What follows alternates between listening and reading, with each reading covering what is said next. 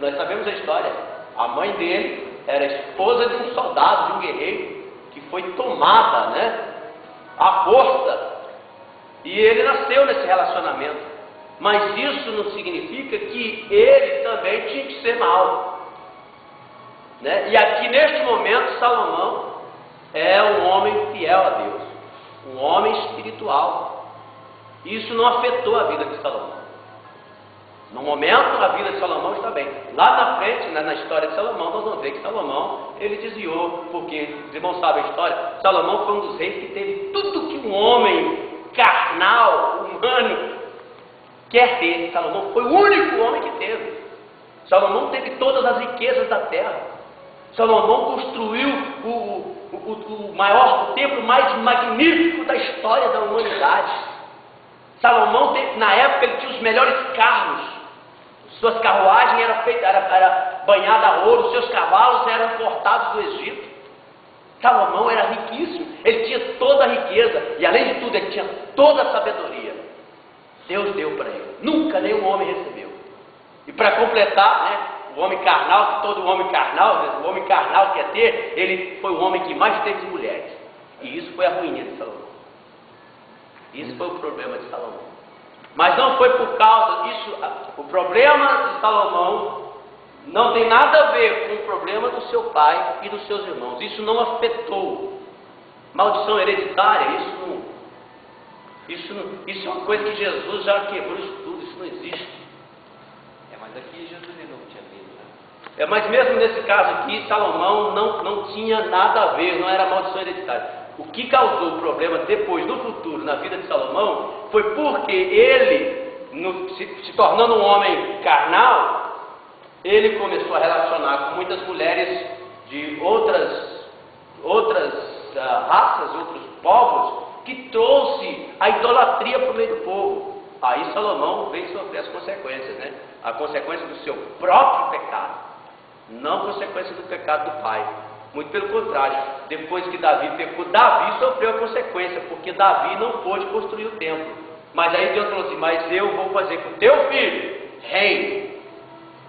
O teu filho vai reinar, mas o teu filho vai construir o templo, mas você não. Então Davi sofreu a consequência do seu erro, mas Salomão não, Então é isso que nós aprendemos. Amém? Salomão não sofreu a consequência porque ele, igual o senhor está falando, ele procurou ter uma vida particular com Deus.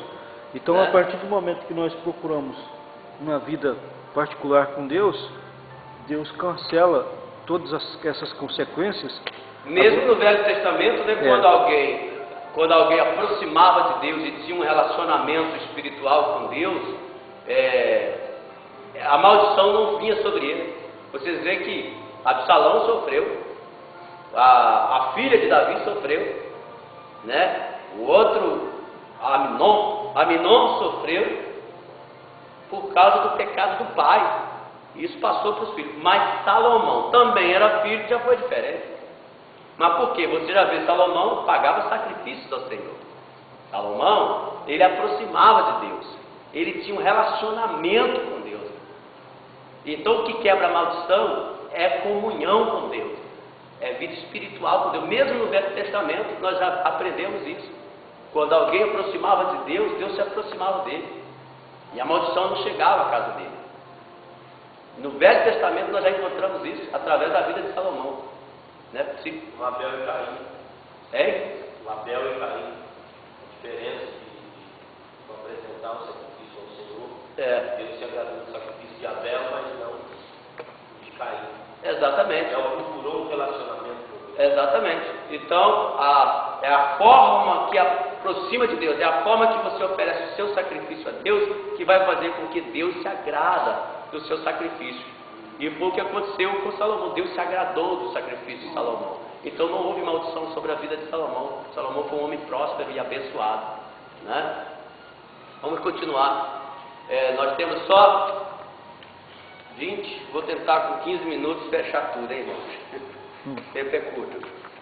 Salomão e o altar de Deus. As experiências de Salomão com Deus no altar da oração evidenciam que é possível a qualquer crente permanecer firme e inabalável na fé, independente no meio do qual esteja, como é o caso de José, Daniel, Misael, Ananias, Azarias. Muitos crentes, através da história, sofreram ao ter de viver a sua fé em ambientes hostis. No entanto, permaneceram fiéis ao Senhor. Então, é exatamente o que nós falamos. Não importa o lugar que você vive, não importa de onde você veio, não importa. A importância é que você mantenha firme na sua fé. Né? Como exemplo, nós temos Daniel, nós temos Sadraque, Mesaque e Abdenego, né? Que é Misael, Ananias e Azarias. Nós temos e outros também que manteram a sua fé e a sua comunhão com Deus na oração, através da oração.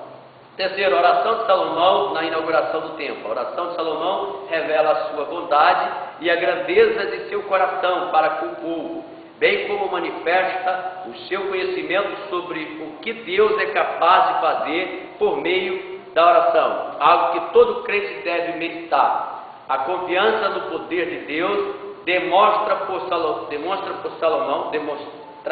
Salomão, também deve estar presente na vida dos crentes.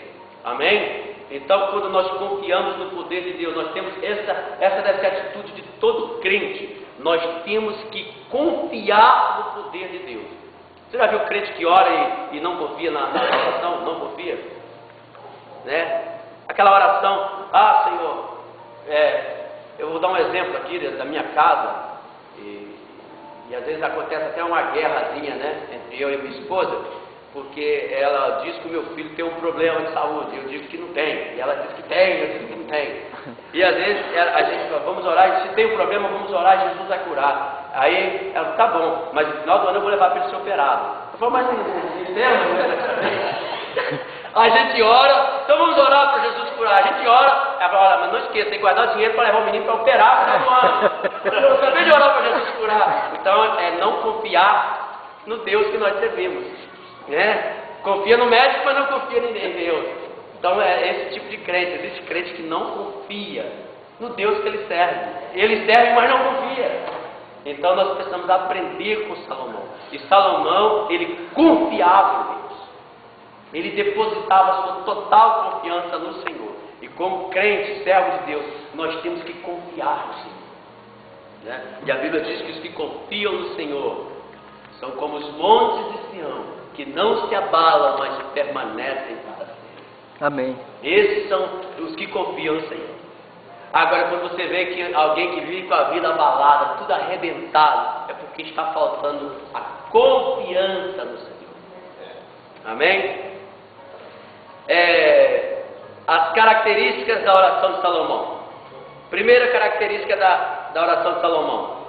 Salomão confessou que Deus é único. Amém. Então, uma das características, foi exatamente o que nós falamos no início da lição. Ele confessou que Deus é único. Em sua oração, Salomão enfatizou o fato de o Senhor ser o único Deus e, portanto, os demais deuses na região politeísta seriam falsos. Que em nossas orações sigamos o exemplo de Salomão, adorando e exaltando ao Criador, porque Ele é o Deus verdadeiro, único, a quem devemos tributar honras, glórias e louvores. Amém?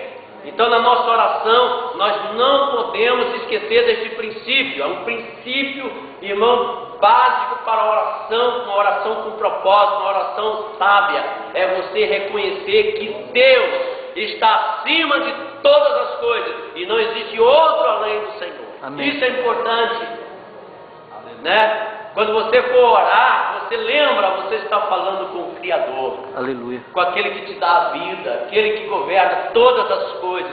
Tudo que foi feito por Ele. Isso é importante, nós reconhecermos isso e dizer para Ele. Dizer isso para o Senhor, que você reconhece isso. Que você reconhece que Ele é Deus, que Ele é o Senhor, o Criador de tudo.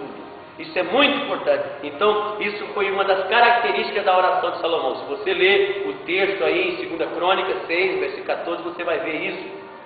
E a segunda característica da oração de Salomão